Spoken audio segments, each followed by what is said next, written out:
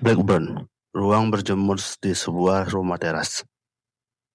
Melissa masuk bersama seorang gadis yang jelas-jelas berusia kurang dari 10 tahun.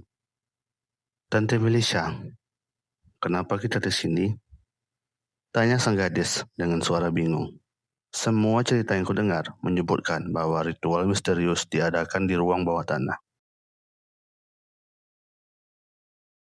Dengan rambut yang diikat, Melissa yang mengenakan kacamata tersenyum dan berkata, "Ini adalah ritual yang tidak konvensional."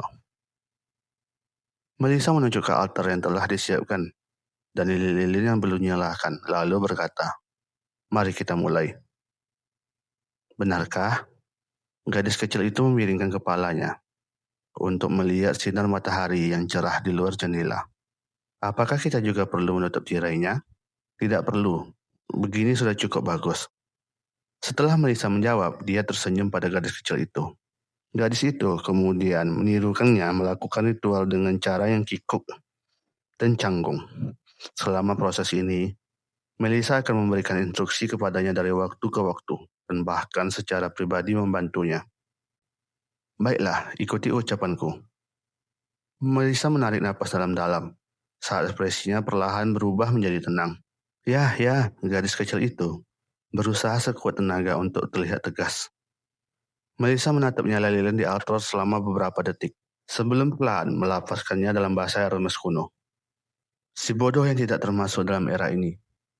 Si bodoh yang gak berasal dari era ini. Gadis kecil itu belum pernah mempelajari Hermes kuno sebelumnya.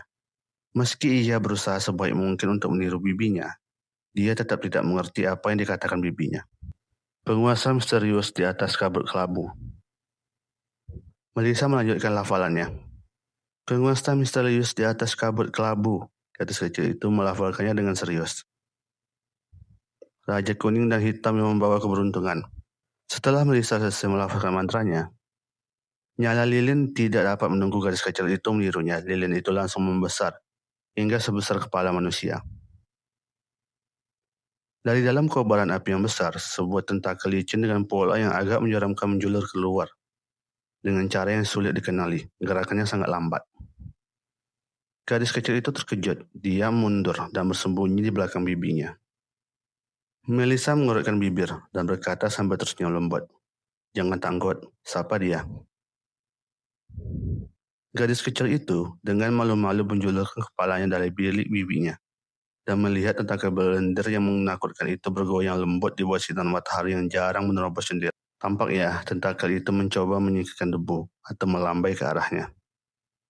Majulah, jangan takut, Melissa mengulangi.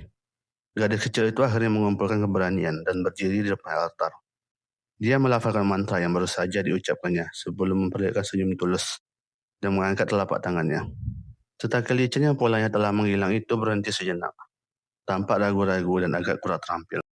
Kemudian, ia menggulung tentakelnya, menurunkannya inci demi inci.